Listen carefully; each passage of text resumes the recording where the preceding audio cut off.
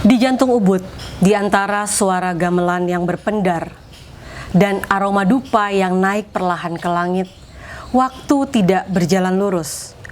Ia berputar, mengendap, dan hidup dalam ingatan kolektif. Di sana, istana bukan sekedar bangunan. Ia adalah ruang hidup bagi tradisi, tempat di mana seni dilahirkan, dirawat, dan diwariskan dari generasi ke generasi. Dari halaman-halaman Puri Saran Agung, sejarah tidak hanya diceritakan. Ia dipraktikkan, dihidupi, dan dihadirkan kembali setiap hari. Hari ini, kita menyapa seorang penjaga warisan itu, seorang pengelisir yang berdiri di antara masa lalu dan masa depan. Putra dari Cokorda Gede Agung Sukawati, pelanjut denyut gerakan seni Pitamaha yang pernah mengubah arah seni rupa Bali. Ia adalah Cokorda Gede Putra Sukawati, seorang penjaga, perawat, sekaligus penghubung antara tradisi dan dunia global. Dalam percakapan ini, kita tidak hanya akan berbicara tentang seni, kita juga akan memasuki ruang di mana lukisan menjadi sejarah, koleksi menjadi ingatan, dan Ubud menjadi sebuah gagasan tentang masa depan. Ini sosok keren, sini kita bedah. Selamat pagi, Pak Selamat Cokorda. pagi, Pak Rizal. Sangat kehormatan buat Lengkung Seni bisa Om hadir Swastiastu. hari ini bersama Pak Cokorda Gede Putra Sukawati. Saya sendiri. Dan mungkin ini akan menjadi momentum juga untuk Lengkung Seni karena bisa bertemu langsung dan berbincang dengan beliau. Jadi Pak, seperti apa Pak rasanya mewarisi sebuah dalam tanda kutip kerajaan atau istana, tapi juga tidak hanya sekedar bangunan, tapi juga mewarisi semangat dan juga nilai-nilai budaya dari ayahanda Bapak Cokorda Gede Agung Sukawati hari ini. Baik, Om Swastiastu. Saya sendiri Cokorda Gede Putra Sukawati selaku pengelisir Puri Agung Ubud, di mana seperti tadi sudah diterangkan sebagai pelanjut Ya. apa yang harus dilanjutkan di Ubud kait dengan apalagi dengan budaya. Betul. Di mana salah satu adalah memang sebagai pelanjut apalagi dalam situasi inovatif yang seperti sekarang ini. Betul. Dengan informasi yang global betul-betul, tentu perubahan-perubahan ke arah ke depan kemana arahnya. Betul. Kalau tanpa kita guidance namanya memberi rambu-rambu kemana arahnya, tentu pasti akan ekspektasinya akan tidak apa kita harapkan. Betul. Seperti tadi saya sebagai pelanjut di Puri Agung Ubud, waktu saya muda, Ya. ayah saya mengirim saya keluar. Ya, waktu SMP udah ke Australia, udah itu ke Europe, tamat saya SMA. Pesan orang tua hanya, nak kamu keluar, Ya. dari luar kamu akan lihat Ubud. Oke. Dari luar kamu akan tahu siapa kamu Ya. dan apa tugas kamu. Di mana lingkung apa kamu. Nah, keunikan itulah. Padahal pada saat itu saya merasa apakah saya dihukum di luar, padahal ekspektasi juga tidak mungkin tidak kebetulan dapat sertifikat bagus, kalau nggak dapat lihat aja dari luar. Nah, itu modal kami setelah ditinggal oleh orang tua pada umur 22. Masuk ke Ubud, di mana tentu pergerakan Ubud sampai sekarang sebagai destinasi pariwisata atau orang bilang sentral seni budaya. Ya. Begitu ya, peraih Nobel pun membilang Ubud is a central of culture of the world jadinya. Dengan peran itu, nah tentu dengan inovasi dan informasi secara internasional atau global, kita sekarang hal-hal yang harus kemana arahnya kita. Seperti kita ketahui pada tahun 30-an dan sebelum itu juga ancestor kami, orang leluhur kami pencinta seni. Pencinta seni, di mana para unagi atau seniman kalau pada yang dulu adalah tidak ada bahasa seniman, yaitu unagi atau sangging, atau sangging, atau sangging, yaitu berbuat untuk puri dan pura. Dalam artian begitu, karena beliau juga harapan restu dari Tuhan Yang Maha Esa, makanya didirikanlah pura-pura dengan pendirian pura, puri dan sebagainya. Pergerakan unagi dan sangging itu bisa berbuat banyak. Nah, kait dengan itu tahun 30-an di mana kakek setelah meninggalkan ayah saya sendiri, di mana beliau masih muda, tentu beban bagi beliau untuk kait dengan puri, keraton lain sebagainya, desa. Nah, di sinilah ada, dan juga keinginan beliau belajar bahasa lain sebagainya, kontak internasional pada zaman kolonial saya, dan mengundang khususnya budayawan-budayawan. Dan kebetulan ketemu dengan salah satu adalah Walter Spies, di mana saya, kakak ayah tertua jadinya, sebagai politician pada saat itu. Cokodo Gede Rakosukawati ketemu Spies di Jogja sebagai musician keraton Jogja, disuruh ke Bali. Nah, salah satu, kamu akan senang di Bali. Nah, padahal beliau Spies sudah di Jogja, datang ke Bali, inovasi dengan papa dan orang tua sebagai tuan rumah, dan Spies juga he was a wise person, jadinya orang pinter, mengundang koresponden, sehingga ada Charlie Chaplin, Bonnet tahun 29 datang, Kova Robia sudah itu, banyak penulis, Hofker, seniman-seniman. Menjadilah Ubud menjadi suatu desa komunitas di mana puri pada saat itu, seni itu adalah untuk puri dan pura. Terjadi kolaborasi antara seni luar dan seni Bali. Nah, kolaborasi ini tentu kuncinya di puri, terhadap perubahan itu boleh atau tidaknya. Betul. Ya, kalau itu tidak dipuri atau raja tidak cocok, ngapain kalau mau ubah begini? Udah anggap aja udah gogontuan lain sebagainya, tidak boleh dirubah. Tapi Ubud membuka diri. Justru terbuka terhadap padlock atau kunci atau pintu itu dibuka perubahan. Selama masih tanpa menghilangkan jati diri. Betul, identitas Balinya ya Pak. Kait dengan lukisan, teknik melukisnya gimana tentu ada teknik yang khas untuk di Bali, ciri khas yang tadinya adalah tema lukisan itu wayang, merupakan suatu Mahabharata, Sutasoma, mito. Begitu juga patung itu arca kan. Betul.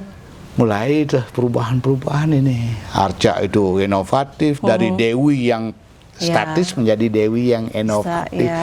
Elok. Nah, begitu juga lukisan yang tadinya wayang yang statis, tanpa dimensi perspektif, mulai terus ada perubahan. Jadi itu ada dari global sendiri ya Pak, maksudnya dari orang luar itu yang bisa salah satu juga tanpa artinya mereka tidak mengepush suatu perubahan. Jadinya memberi ruang kebebasan. Kebebasan tanpa menghilangkan jati diri. Yang kita lihat hari ini ya Pak Nah, itu mulai terus tahun 30-an ada Bali Night terus di Puri. Ada menjadilah Ubud desa komunitas sampai sekarang Puri sebagai jembatan seniman atau budaya luar bertemu dengan seniman Bali. Jadinya Puri, kita bayangkan tahun 30 untuk ketemu orang barat atau bule pada saat itu mungkin tidak segampang itu, sehingga Puri yang menjembati. Apalagi karya-karya itu dibawa ke Puri, udah itu diliatin. Begitu juga seperti Spies di mana di Campuan rumahnya dia merupakan studionya. Kolaborasi pergabungan di sanalah Spies melihat karya seniman Bali lain sebagainya, dia hanya katanya banyakkan mengangguk, teruskan kualitasnya ditingkatkan. Tanpa dia, kalau dia sebagai kurator atau kamu harus gini, kamu harus gini, enggak, tapi diarahkan. Jadi hari ini Pak Cok melihatnya sebagai beban, tanggung jawab, atau panggilan nih sekarang nih jadinya lebih ke arah mana terkait Ubud hari ini? Ya tentunya gimana ya, panggilan dan tanggung jawab ya, Pak, ya. Sebagai air mengalir aja, bahwa betul. Saat ini memang kebetulan saya yang pelanjut dengan keluarga besar Puri Agung Ubud, dengan masyarakat, pemuka-pemuka masyarakat, gimana caranya untuk kita unikity, artinya identitas Ubud itu biar jelas, apalagi kita diwarisi dengan suatu aura. Mungkin kita tidak rasakan mengapa Ubud menarik. Iya, betul. Auranya berbeda ya dengan kawasan lain ya. Mengapa Ubud menarik? Ya, betulan ada aura, kalau bahasa di Bali itu bilang taksunya. Taksu, ya. Taksunya mungkin itu. Ya, betulan masyarakat dan puri dan sebagainya bagaikan pohon hidup dalam lembaran tanah, di mana mempunyai masyarakat Ubud pintar-pintar mengairi sehingga pohon itu berbuah dan berbunga tetap. Betul, ya, begitu juga bagaimana how to maintain, jadinya memelihara. Jadi arahnya Bapak sekarang ini lebih ke memelihara yang sudah ada ya Pak, dan mengembangkan juga tentunya ya. Inovasi. Maka mengapa harus dengan karya regular pameran ada, temporary exhibition ada, pergerakan budaya, dialog. Udah itu lagi pemunculan apa namanya itu dari rohnya Ubud itu muncul terus ide-ide. Ya, apakah healing, apakah yoga, ya, betul. Ya, muncul lagi sebagai desa gastronomi, ya. Nah, itu begitu juga aura silent, karena Ubud adalah dasarnya, namanya Ubud adalah ubad. Ubad adalah obat. Jadinya dari peaceness atau ketenangan ini itu merupakan obat. Ya, betul. Dari ketenangan inspirasi akan muncul. Nah, itu jadinya. Pak, ini juga saya kebetulan sangat terhormat ini ketemu Bapak, karena Ayahanda itu kan termasuk dalam salah satu inspirator ya gerakan Pitamaha yang membawa perubahan dalam seni dan tradisi Bali. Bisa dijelaskan nggak Pak, seperti apa sih dulu kemudian keterlibatan Bapak kemudian menggantikan peran Ayahanda di dalam tetap menjaga nilai-nilai luhur di Ubud ini Pak? Jadinya karena kita ada batasan, ya, batasan di mana tahun 30 ada Bali Night, sehingga piece by piece dibawa oleh yang diundang oleh Papa untuk Bali Night.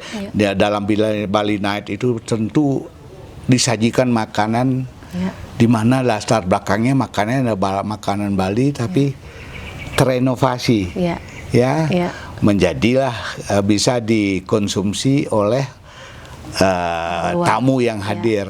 Dan begitu juga setelah mereka pergi, karya ini merupakan menjadikan suatu souvenir. Entah dia ayah mempresent, menghadiahkan kepada mereka, di mana tentu dengan diambil atau dibawa oleh orang luar pada saat itu, kita sebagai seniman Bali, masyarakat Bali sangat bangga. Karya diambil, padahal nah ujung-ujungnya terus nanti karena seringnya menjadilah souvenir dibeli. Nah, dari tadinya tahun 30-an piece itu adalah barter atau karya disajikan ke puri, ke pura. Terjadi terus mendapatkan value added, jadinya ada transaksi di situ. Transaksi di sana. Bayangkan pada zaman barter itu mendapatkan rupiah atau uang pada saat itu. Nah, itu memberi dorongan kepada masyarakat. Apalagi terus tahun 30-an ada pemikiran, 38 ada pemikiran membuat museum yang tidak mungkin lagi karena Spies Bonnet udah balik lagi ke negaranya karena situasi politik pada saat itu. Tapi tahun 50-an ayah bertemu dengan Presiden Soekarno, Spies sudah balik tapi dia meninggal di Pasifik. Bonnet salah satu yang mempunyai ide untuk mendirikan museum karena tahun 30-an itu piece by piece keluar banyak. Beliau menginginkan dipertahankan beberapa ya masterpiece-nya ya. Baru bisa tahun 50-an di mana Papa mohon kepada Pak Presiden Soekarno untuk mendatangkan Bonnet lagi dari Belanda. Datanglah Bonnet membuat suatu perencanaan museum. Ya, tahun 54 peletakan batu pertama, tahun 55 pembukaannya. Dan kebetulan Presiden Soekarno juga bolak-balik ke Bali kait dengan pendirian Istana Tampak Siring kan.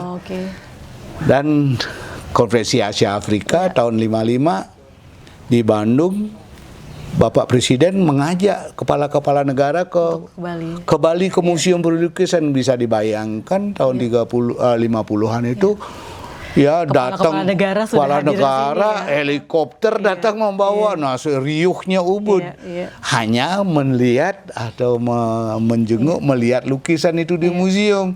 Nah, itu suatu kebanggaan tentu sebagai masyarakat Ubud. Nah, ini memberi inovasi, muncullah dari Pitamaha, muncul terus tahun Perang Dunia, Pitamaha hilang, muncul terus golongan seniman Ubud. Begitu ya, jadi sejarahnya begitu. Penonton lekung seni ini sangat berarti dan sangat penting ini. Makanya di museum sendiri ada seniman Pitamaha, ada zaman Pitamaha, ada setelah Perang Dunia di mana udah golongan seniman Ubud. Di sana akan memunculkan seperti apakah dia pengikut Spies, apakah dia kena pengaruh Bonnet. Nah, di sini akan itu yang setelah pascanya ya Pak ya. Tapi nilai Pitamaha sendiri Pak, apakah masih relevan dipegang sampai hari ini gitu di kalangan seniman? Saya kira untuk jati diri ya, malah saya lebih kelihatan lebih tajam. Lebih tajam. Lagi yang tadinya kita lihat seperti nanti pameran tanggal 2 itu kelompok Kliki. Dia mempunyai desain sendiri.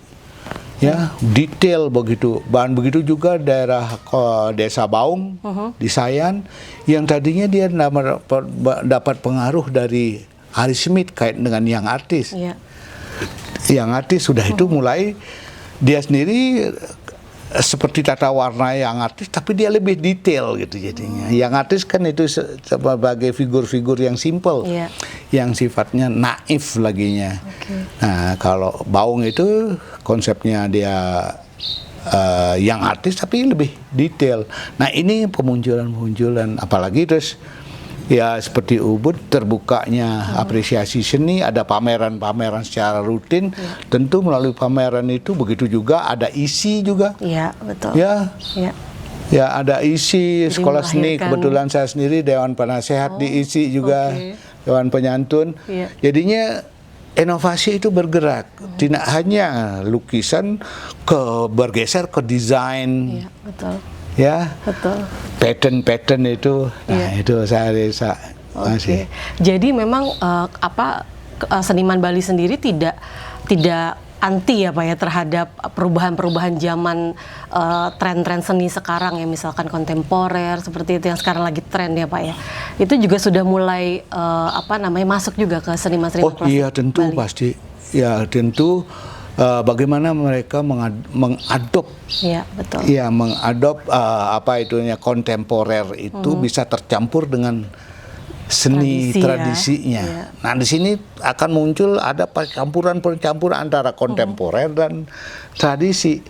Dan inilah saya lihat begitu juga performance art ya, karya-karya tarian itu. Tradisi udah itu inovatif juga, baik itu gamelan. Yang tadinya gamelan itu dia melalui sensitivitas pendengaran dongeng dang udah mulai not balok. Jadinya percampuran antara musik Sunda, musik ini. Nah, jadinya masih kolaborasi itu ya Pak ya. Saya khususnya Ubud saya betul-betul salut dengan kait dengan perkembangannya ya Pak perkembangannya khususnya di lagi-lagi terakhir ini adalah performance artnya. Jadi Pak Cok melihat globalisasi saat ini atau teknologi saat ini justru makin memperkaya ya Pak ya, memperkaya seniman-seniman di Bali ya, khususnya di Ubud. Jadi bukannya malah menggerus atau mengaburkan identitas Bali itu sendiri ya. Karena sebagai audiens masyarakat Ubud ya, sebagai penikmat seni, sebagai yang berkarya, ya, kalau dia tidak senang, dia akan tinggali. Iya, betul. Ya, tidak dipaksakan untuk tampil walaupun rasanya udah hilang dari gitu jati diri misalnya. Ditinggal, makanya banyak orang datang ke Ubud, performan di Ubud, kalau nggak bener jangan harap deh nanti ditinggal. Iya, nggak akan ada yang nonton juga nonton ya. Juga, nggak gitu. akan ada yang melihat lukisannya atau apa ya Pak. Tapi tantangan terbesarnya seniman Ubud sendiri, tantangan terbesarnya apa Pak? Tadi kan seperti Bapak bilang teknologi oke, masih bisa beradaptasi ya kan, kemudian globalisasi. Tapi tantangan terbesarnya saat ini kalau Bapak menilai apa sih yang dihadapi oleh seniman? Kegalauan seperti apa yang dihadapi seniman? Nah sampai Ubud sekarang kan udah mulai digital lagi masuk ya, seni digital yang berjalan, tapi ada naik turunnya. Anggap aja bagaimanapun karya seni itu, hidupnya seniman itu dari salesnya atau penjualannya, dari pencinta seni dan sebagainya. Ada momen-momen saya kira 10 tahun terakhir ini agak turun tradisionalnya, makanya kita mulai lagi menggalakkan. Nah kayaknya udah ada tren naik ini lagi. Ya yang tradisional karena banyak yang mencoba, entah itu interior apalagi zaman COVID itu ya, karena yang kontemporer itu sebagai interior lebih flex lebih dinamis warnanya untuk mengisi ruang lain sebagainya. Dan sekarang udah saya yakini udah mulai tertarik. Nah, sekarang Pak terkait Museum Puri Lukisan Bali yang sekarang Bapak kelola ya Pak ya, secara Puri yang mengelola. Ini Bapak sebenarnya dalam menentukan karya seniman yang boleh dipamerkan, itu seperti apa sih Pak standarnya Pak? Tentunya kami ada kuratornya, ya antara seniman juga sering kita kumpul, di mana penyaringan, penjaringan untuk bisa tampil di museum. Ketat ya, cukup ketat. Kurang lebih lah, ya walaupun tradisionalnya misalnya kekhasannya apa, lebihnya apa. Kadang-kadang lukisan tidak mengerti, padahal itu apa sih itu, tapi kelebihannya ada terselip karena kita apresiasinya mungkin kontemporer, linknya kontemporer banyak, terus muncullah karya seni tradisional, tahu-tahu mempunyai kekhasan sendiri gitu. Jadi tergantung kurator museum ya Pak ya, museum, yang punya standar tersendiri ya. Dan juga saya kebetulan karena tema Museum Puri Lukisan yaitu tradisional, modern, Balinese art. Jadinya tradisionalnya teknik melukisnya tradisional, modern adalah objeknya, yang tadinya wayang, kehidupan sekarang, kehidupan sehari-hari, pasar dan sebagainya. Begitu dia tradisional kait dengan patung yang tadinya arca yang statis, menjadilah arca yang inovatif. Dan itu kuncinya tahun 30-an dibuka lah. Mungkin di tempat lain berkarya diikat oleh gogontuon ini, tidak boleh, tidak boleh. Tapi di sini, nah apalagi terus di Ubud ini ruangan yang inovatif sekali. Banyak ya Pak ya. Entah itu seni, entah itu performance art, entah itu feeling feeling, makanya muncul yoga hal spiritual. Mereka yang mempunyai ide terkait dengan ketenangan Kalau secara pribadi Bapak juga kan katanya kolektor seni juga ya, koleksinya banyak ya Pak ya, selain koleksi museum tentunya. Nah Bapak sendiri kalau menilai suatu lukisan itu yang seperti apa sih Pak yang Bapak koleksi? Gimana? Sama dengan suatu presentasi, makanan di atas meja, how to present, entah itu rasanya bagus, kita jadi niat makan, begitu juga karya, pemunculan di muka mata kita, ada rasa, masuk ke hati gitu Pak ya. Ada rasa, malah saya bukan seniman, jadi karena rasa sentuhan dan akhirnya saya bertanya, apa benar pilihan saya ini? Iya. Karena kadang-kadang nggak percaya pilihan saya sendiri. Kalau koleksi keluarga yang paling Bapak suka atau misalkan favorit nih Pak nih, itu boleh nggak di-sharing ke penonton Langkung Seni? Iya. Lukisan siapa, terus karya yang mana? Tentu karya-karya perubahan yang tahun 30-an, maestro-maestronya Bali. Seperti Lempert, Ide Bagus Made, dan diawali oleh Ide Bagus Kembeng, sehingga internasional pun tahun 37 mendapatkan award di Prancis kan, Betul, Brown Award, yaitu Ide Bagus Kembeng, dan itu perubahan-perubahan dan maestro-maestro semua ya Pak itu ya. Dan itu pun sekarang masih tetap ada maestro-maestro muda. Tanpa kita rasa pemunculan keunikan itu tetap selalu ada gitu. Dan menurut Bapak, apakah koleksi seni itu juga bisa menjadi arsip peradaban? Tentu peradaban juga. Nah, seperti digital sekarang kan, seni digital dan sebagainya. Dan itu peradaban, bagaimana caranya mengapresiasi dan sebagainya kan. Saya kira. Baik Pak, terkait pariwisata Pak, dengan semakin banyaknya turis yang datang ke Bali dan Bali juga membuka diri ya Pak ya. Bapak melihat pariwisata Bali ini justru lebih banyak negatif atau positifnya nih Pak nih kedatangan wisatawan-wisatawan asing ini dengan interaksi dengan warga lokal seperti itu. Iya, tergantung kita sendiri sebagai host. Kita yang membuka diri, pintunya sampai mana ada. Tentu kita menghadir ke suatu keluarga atau masuk ke ruang atau teman, ada tata kramanya, tata kromoknya. Iya, betul. Ya, betul. Kalau Bali malah kita yang mengaburkan Bali situ sendiri kan sayang. Iya. Betul. Ya, jadinya seperti di Ubud. Apa nih Ubud?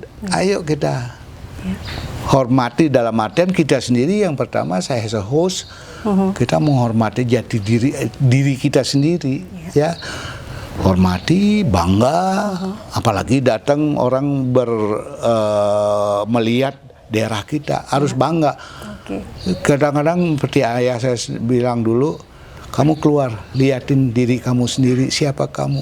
Nah, lihat diri kamu sendiri. Nah, mengapa orang menarik kepada kita? Kalau udah tertarik kepada kita, apa yang membuat penarik? Nah, itu di-maintain. Itu pun tidak harus ordinary atau kuno, inovatif sesuai dengan perkembangan. Baik Bapak, pertanyaan terakhir Pak, sebagai pemimpin dari Puri Agung ini Pak, Bapak ingin menjadi sosok yang seperti apa Pak? Maksudnya di mata masyarakat, di mata semua lah ya, sebagai Bapak sebagai orang yang paling penting di sini, Bapak ingin dikenal sebagai sosok yang seperti apa? Iya, gimana ya?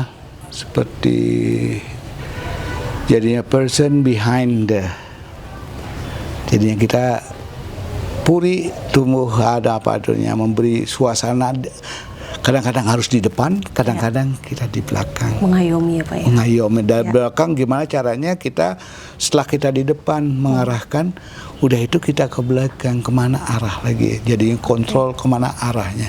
Apalagi Ubud adalah daerah destinasi budaya, seni budaya yang beda dengan destinasi yang lain karena pantai. Kalau udah cantik pantainya, sudah. Kalau di Ubud adalah psikologi masyarakatnya, adat lagi gimana.